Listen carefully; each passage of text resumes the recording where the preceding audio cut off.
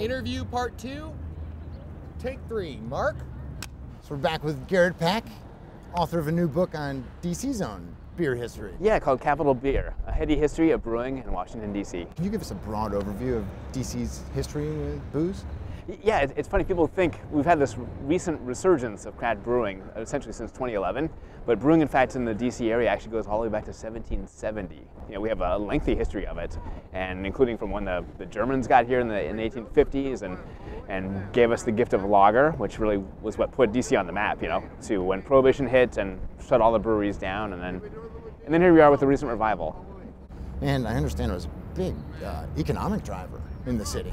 Yeah, the brewers were the second largest employer after the federal government in their time. Wow. Yeah. And that, so when Prohibition came along, that must have been a massive blow to the city's economy. Yeah, there really was, yeah. There were 6 breweries right in the D.C. area that were shut down by Prohibition. You know, the federal government didn't compensate anyone for their loss to their business. They simply just shut them all down. Yeah.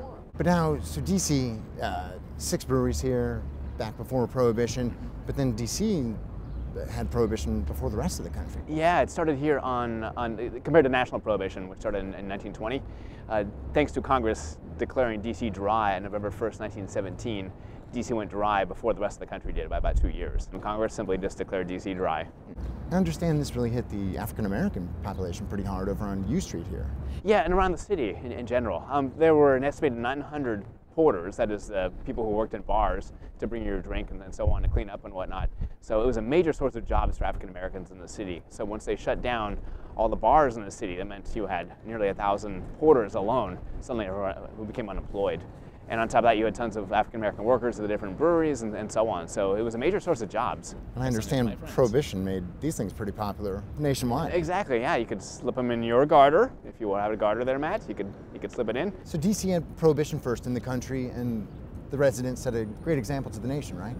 Yeah, we ended up having about 3,000 speakeasies here in the city, and every week they estimated they brought in about 22,000 gallons of liquor down to DC. They said DC is going to be the model dry city for the rest of the country, and that's sort of like, model dry city my ass. So it's pretty fascinating to me how Prohibition passed.